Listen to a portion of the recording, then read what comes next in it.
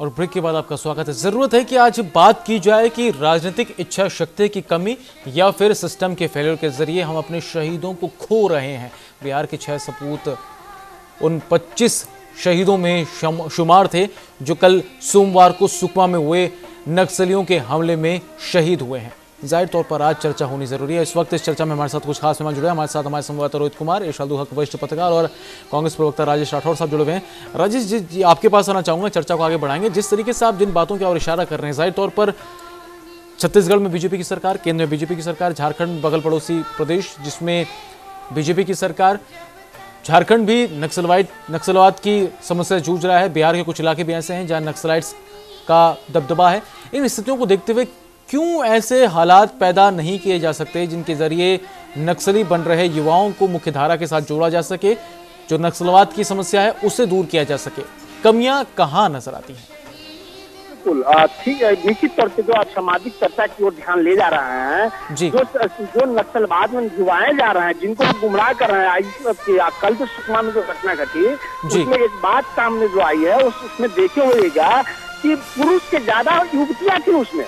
जो लड़कियां थी, महिलाएं नहीं लड़कियां थी उसमें ज्यादातर। जो लड़कियों को भी गुमराह किया जा रहा है, तो ऐसे व्यक्ति को राज्य सरकार, भारत सरकार, पूरे देश का मामला है, तो भारत सरकार को पहल करके राज्य सरकार के सहयोग से उन युवाओं को समाज के मुख्य धारा से ही जोड़कर नक्सलवाद को खत्म किया जा सकता है। क्योंकि कहीं न कहीं देखते हुए कि नक्सलवाद में कोई न पाकिस्तान के हैं, न बांग्लादेश के हैं, न भूटान के आदमी है, इसमें न दूसरे अन्य देशों के जो भी व्यक्ति हैं, सबके सब भारत के हैं। वो कहीं न कहीं से गुमराह हैं। तो उनको जब तक हम समाज के मुख्य धारा में नहीं जोड़ेंगे तो उसको हम खत्म नहीं कर सकते हैं। लेकिन कहीं न कहीं सरकार को कठोर कदम भी उठाना पड़ेगा, जिनकी आदत में ही आ गया है अपराध। ऐसे व्यक्तियों से हमको कठोर से कठोर कार्रवाई करके भी मामले को निपटाना पड़ेगा। आप याद होगा आपको, जब पंजाब में आतंकवाद बढ़ गया था तो किस प्रकार से उसको केपीएस गिल ने टैकल किया था, किस प्रकार से उसको खत्म किया था। आज वह पंजाब अमन और चैन से जी रहा है। तो आपने ठीक ही कहा, माननीय सभी पैनलिस्ट ने ठीक ही कहा है कि सभी को इच्छा, सभी पॉलिटिकल पार्टियों के नेताओं को और सरकार को इच्छा शक्ति को बढ़ावा देना पड़ेगा। इच्छा शक्ति जब तक नहीं बढ़ेगी, हम सब मिलकर काम नहीं करेंगे, सरकारी तंत्र उसमें आगे नहीं आएगा, नक्सलवाद और आतंकवाद पे पूरी तरह से हम काबू नहीं पा सकते हैं। और हम चाहते हैं कि राज्य सरकार और भारत सरकार मिलकर इस ऐसे घटनाओं को न घटे, इसके लिए एक नया फार्मूला तैयार करे, युवाओं को इसमें जुड़े। क्योंकि जितनी भी घटनाएं घटती हैं उसमें लोकल ग्रामीणों को ये लोग ढाल बनाते हैं, आगे रखते हैं, इसके आड़ में हमारे सेनाओं को मारते हैं। ऐसी स्थिति में हमारे सेना शहीद हो जाते हैं, हम कुछ कर नहीं पाते हैं। सुकमा ये पहला घटना नहीं है, देश में वह सुकमा जिला सबसे सेंसिटिव इलाका है नक्सलवाद के मामले में। बिल्कुल। और आप देखिएगा कि छत्तीसगढ़ में हम आरोप नहीं लगा रहे, जो वस्तु स्थिति वो कर रहे हैं कि लगातार तीसरी बार रमन सिंह जी की सरकार है और वहाँ के 40% थाने में थानेदार के पास अपनी गाड़ी नहीं है। थाने में जीप और या सोमो या सफारी गाड़ी नहीं है, वो थानेदार अपने बाइक से वहाँ काम करता है। तो किस प्रकार के विकास की बात करते हैं, किस प्रकार से सुरक्षा नीति की बात करते हैं, किस प्रकार से अर्थनीति की बात करते हैं। और आप ठीक कह रहे हैं, बार बार लोग कह रहे थे कि नोटबंदी से नक्सलवाद और आतंकवाद पे बड़ा प्रहार होगा, इनकी कमर टूट जाएगी। जिस प्रकार से नोटबंदी के बाद लगातार आतंकवाद देश में बढ़े हैं, सेनाएं बॉर्डर पे मारे गए हैं, नोटबंदी के बाद जिस प्रकार से माओवाद की लगातार नक्सलवाद की घटनाएं घट रही हैं, तो हम तो ये भी समझते हैं कि भारत सरकार सुरक्षा की नीति तो छोड़ दी है, अर्थनीति में भी फेल है, विदेश नीति में भी फेल है। राजेश राठौर जी हमारे साथ बीजेपी नेता डॉक्टर रामसागर सिंह जी आप जुड़े हैं। आपने जो सवाल पूछे हैं सीधे तौर पर उनसे जवाब ले लेते हैं। रामसागर सिंह जी आपका स्वागत है, लेकिन सबसे बड़ा सवाल यह है कि क्या वाकई में राजनीतिक इच्छा शक्ति की कमी है? जो सुकमा से नक्सल प्रभावित इलाका जो अब तक कहलाया जाता है, उससे नक्सलाइट्स को उखाड़ फेंकने में कहीं ना कहीं कमजोरी मिल रही है। क्या ये सिस्टम का, ये सरकार का फेल्यूर है? ना तो सरकार के फेल्योर का बात है, न सिस्टम के देखिए, असल इसमें जो इसके पहले मैं नहीं जानता कि किस पार्टी के और किस दल के लोग बात रख रहे थे। जी, अभी जिनको आप सुन रहे थे वो राजेश राठौड़ साहब हैं, कांग्रेस के प्रवक्ता हैं, उनकी आवाज आप सुन रहे थे, उनकी बातों का आप सुन रहे थे। जी जी जी, राजेश राठौड़ जी जो बात कर रहे थे वो पॉलिटिकल बातें कर रहे थे। केवल सरकार की ही जिम्मेदारी ऐसी चीजों में नहीं होती है, सरकार के साथ साथ विपक्ष की भी और अन्य दल के लोगों की भी ये जिम्मेदारी बनती है कि देश के अंदर अगर किसी तरह की ये बात होती है तो सारे दल को एक साथ मिल करके उसका मुकाबला करना चाहिए और उसके खिलाफ आवाज बुलंद करना चाहिए, न कि वहाँ राजनीति करनी चाहिए।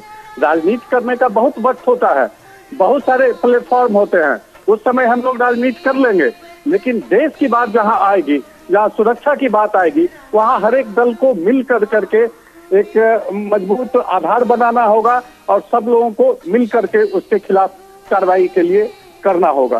क्योंकि सरकार हमारी हो या कांग्रेस की हो या वामपंथी का हो, सवाल यहाँ ये नहीं होता है। जो छद्म बातें किया करते हैं, जो ये कहा करते हैं कि वो देश के ही लोग होते हैं, अगर घर में ही लोग अपराधी हो जाते हैं तो क्या वैसे बच्चे को थप्पड़ मारा नहीं जाता है? वो थप्पड़ मारे जाते हैं, सुधार की कार्रवाई करवाई जाती है। तो वो देश का बच्चा कह करके कि हमारे देश के उसके खिलाफ कठोर कार्रवाई नहीं करनी चाहिए, ये गलत बात होती है। कठोर कार्रवाई उसके खिलाफ होनी चाहिए। जो देश के खिलाफ हथियार उठाया है उसको वो माफी के काबिल नहीं है, क्योंकि हमारे देश के लोगों को ही वो मार रहे हैं, न कि वो विदेश के लोगों को मार रहे हैं। वहाँ जहाँ तक छत्तीसगढ़ की बात है या अन्य जगहों की बात है, वहाँ लोकल लोगों से भी सहयोग लिया जा रहा है जी। उसके खिलाफ भी बहुत सारे दल के लोग ये बात रखते हैं कि उससे नहीं मदद लेनी चाहिए, लेकिन अब वो समय आ रहा है कि धीरे धीरे और कठोरता बरतनी होगी और सारे दलों को इसके खिलाफ एक साथ आना होगा। बिल्कुल। राजेश राठौड़ जी, सूर्या जी, एक साथ लाने की जिम्मेदारी किनकी है? ये आज 36 घंटे से ऊपर के मामला हो गया है सुकमा का। अब तक सरकार की जिम्मेदारी थी कि विपक्षियों के साथ बैठाए, या विपक्ष के साथ बैठेंगे? ये तो बैठाना ही नहीं चाहते। अभी बिहार में घटना घटी थी, स्वतंत्रता सेनानियों को सम्मानित करने की बात आई थी, राष्ट्रपति महोदय आए थे, नीतीश कुमार थे, गृह मंत्री को आना था, नहीं आए। क्यों नहीं आए? ये सरकार की जिम्मेदारी है कि विपक्षियों को बैठाए, और उनको समझ नहीं आता है तो रणनीति में विपक्षियों की भूमिका को अहम माने और नक्सलवाद पे बड़ा प्रहार करे। मैंने उन युवाओं की बात की रही थी समाज से जोड़ने की, जो युवाओं को नक्सली गुमराह कर रहे हैं, मैं उनको बचाने की बात नहीं की। जो जिसके आदत में अपराध हो, मैंने पहले ही कहा कि जिसके आदत में अपराध आ गया हो उस पर कठोर से कठोर कदम उठा के उसको खत्म करने की बात होनी चाहिए। जिस तरह से कांग्रेस के समय में हमने पंजाब में किया था, वहाँ आतंकवाद मिटा दिए हैं, जबकि इनके समय में 164 जिले में जो माओवाद थे आज 276 जिले में चले गए हैं। किस प्रकार की नीति की बात करते हैं? 12 साल से इनकी सरकार है, सभी थाने में गाड़ी नहीं दे पाए हैं, अच्छी नीति की बात कर रहे हैं। राजनीतिक बात मैं नहीं कर रहा हूँ, ये बात कर रहा हूँ कि सरकार कहीं न कहीं फेल है। अगर फेल है तो विपक्षियों को लाए, और विपक्षियों को नहीं लाए हैं तो इसमें किसकी गलती है? अभी बात कर रहे थे हमारे एक साथी कि विपक्ष हमको मदद करे, विपक्षियों को राजनीति नहीं करना, तो बिल्कुल सही कर रहे थे, लेकिन जिम्मेदारी किनकी है? गृह मंत्री की, प्रधानमंत्री की? क्या उन्होंने अब तक विपक्षियों को बुलाया है? अन्य दलों के लोगों को बुलाया है? क्या देश राज्य के अन्य राज्यों के मुख्यमंत्रियों के साथ उन्होंने बैठक की है जिन राज्यों में नक्सलवाद और माओवाद का बड़ा प्रहार है? जहाँ बिहार हो, छत्तीसगढ़ हो, बंगाल हो,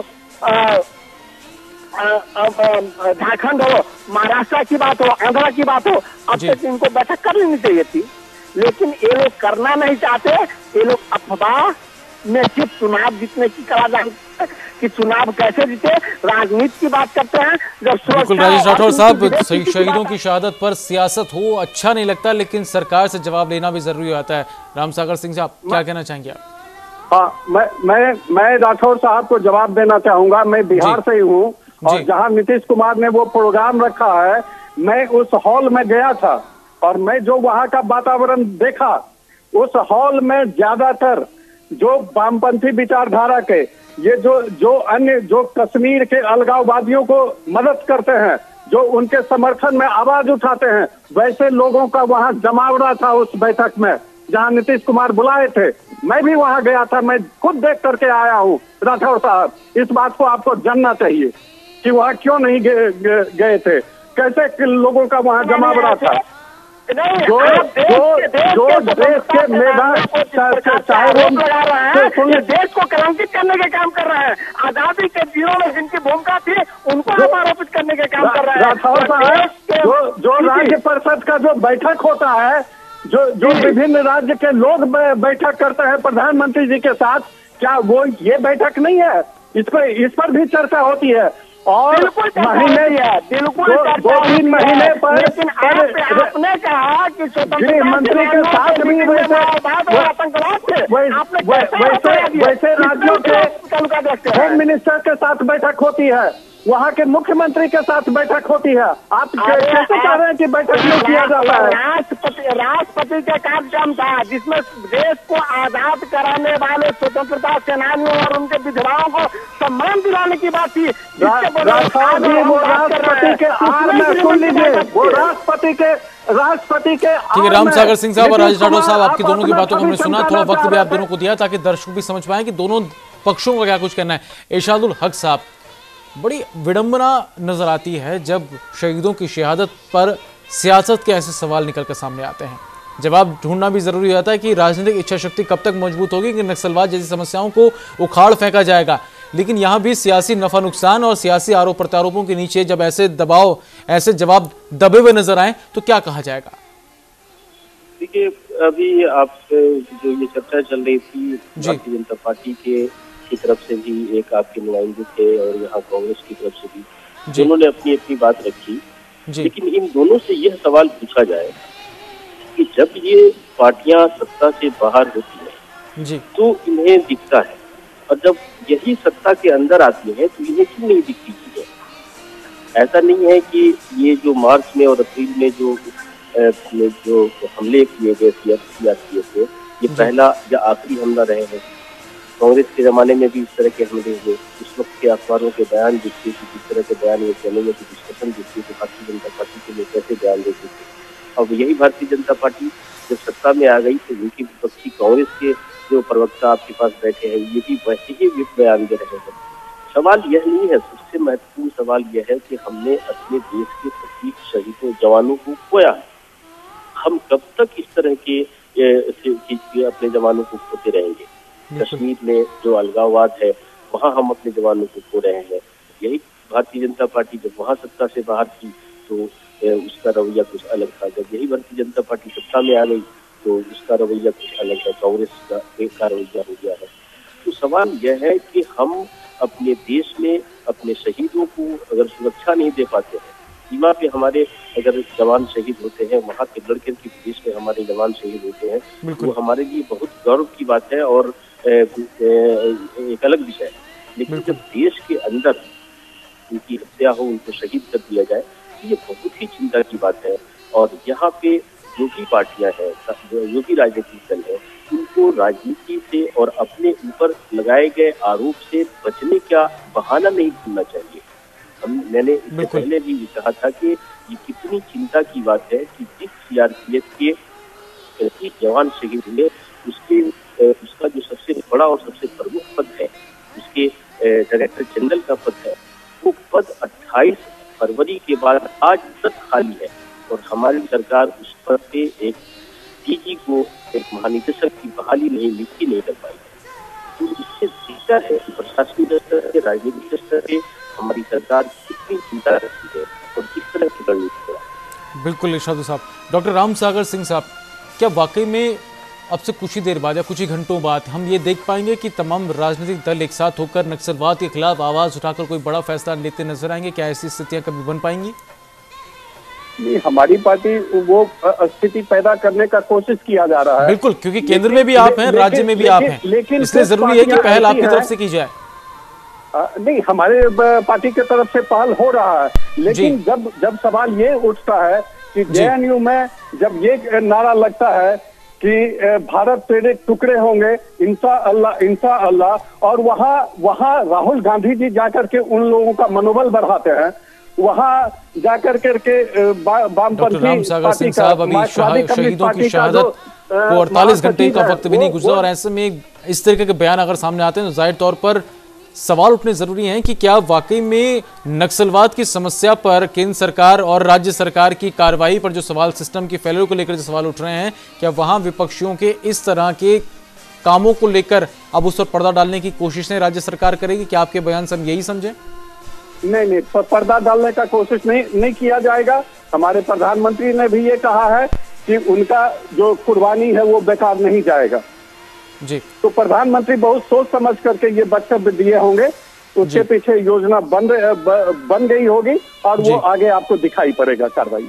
ठीक है राजेश राठौर साहब जी, जो स्थितियां वाकई बन रही हैं, क्या राजनीतिक इच्छा शक्ति, आरोप प्रत्यारोपों के शोर से हटकर क्या हम इस बात को नजदीक सुन पाएंगे कि नक्सलवाद की समस्या को लेकर अब सत्ता पक्ष हो या विपक्ष हो, मजबूत इच्छा शक्ति के साथ अब सिस्टम को और ज्यादा मजबूत करते हुए तुरंत इस समस्या को उखाड़ फेंकेगा ताकि हमारे शहीद यूं फिर कभी शहीद ना हो? बिल्कुल, जब तक इच्छा शक्ति नहीं होगी। देखिए, विपक्षी हमेशा सरकार को उनके नीतियों पे विरोध और सहयोग करती है, दो बात करती है, लेकिन पहल करना सरकार का काम होता है। अगर हमारे पैनलिस्ट बैठे हैं, बड़े पत्रकार बैठे हैं, भाजपा के साथी भी बैठे हैं, तो ये पहल सरकारी पक्ष के लोगों को करना पड़ता है, सरकार को करना पड़ता है। लेकिन सरकार का अब तक आगे न आना ये दर्शाता है कि सरकार कहीं न कहीं, सरकार की इच्छा शक्ति कम है या वो विपक्षी को साथ बैठाना नहीं चाहते। हमें चाहते हैं, लेकिन हम पुनः आपके माध्यम से आग्रह करना चाहेंगे भारतीय जनता पार्टी के सदस्यों और नेताओं से, माननीय प्रधानमंत्री जी से, कि सुकमा जैसी घटना कई बार घट चुकी है देश में और आगे न घटे, इससे आप ठोस नीति बनाएं और देश के जनता को बताएं, न कि आप इस प्रकार के राजनीति करें जिससे लोग भ्रमित हों और उसमें विपक्षियों का भी सहयोग ले। और विपक्ष हमेशा राष्ट्रीय मुद्दों पे, सुरक्षा के मुद्दों पे हमेशा पार्टी सरकार के साथ खड़ी रही है और मेरी पार्टी कांग्रेस पार्टी तो हमेशा उधर आजादी से लेकर आज तक, चाहे जिनका मामला हो। अब जब इंदिरा गांधी प्रधानमंत्री थे तो वाजपेयी जी विदेश जाते थे इंदिरा गांधी के दूत बन के। तो जब देश की बात आती है तो हम सब सरकार के साथ खड़े होते हैं, लेकिन सरकार को इसमें सबसे आगे आने की जरूरत है। अब तक न भारत सरकार आगे आई है, न छत्तीसगढ़ सरकार आई है, दोनों सरकार भाजपा की है। तो इससे हमको लगता है कि ये लोग विपक्ष को बैठाना नहीं चाहते। यह मेरा व्यक्तिगत तौर पे पार्टी के प्रवक्ता होने के नाते भी आरोप है। जी इरशाद उल हक साहब, कार्यक्रम के आखिरी पड़ाव में एक न्यूट्रल राय आपसे जानना चाहेंगे कि किस तरीके से अब इस समस्या को उखाड़ फेंका जा सकता है, किस तरीके से एक बार फिर से इस बात की तस्दीक होगी कि राजनीतिक इच्छा शक्ति मजबूत है और अब हमारे शहीद यूं ही शहीद नहीं होंगे? देखिए, 70 के दशक से पूरे देश में नक्सलवादी हिंसा या नक्सलवादी विचारधारा पनपती रही है, आगे बढ़ती है। कुल मिलाकर के 45-50 साल की अवधि है।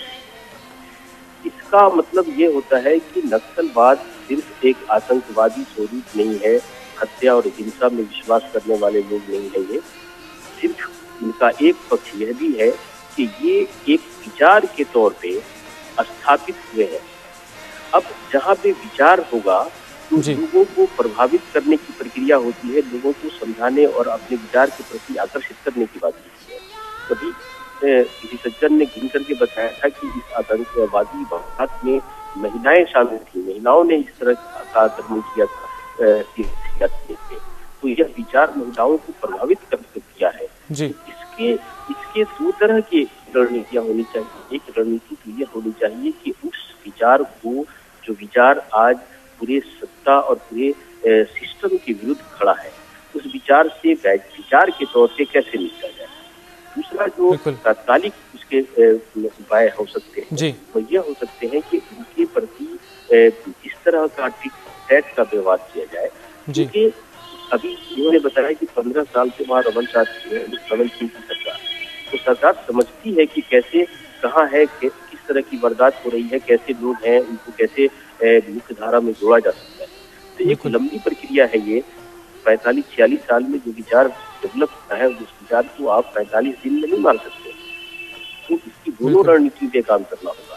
लेकिन यह भी सोचना होगा कि कोई सरकार, जहाँ राज्य की सरकार है और वो बार बार चुन करके चली आ रही है, तो क्या सरकार का रवैया उन लोगों के प्रति किसी किसी न किसी स्तर पे ऐसा तो नहीं कि सरकार की हमदर्दी रखती है राजनीतिक लाभ के लिए।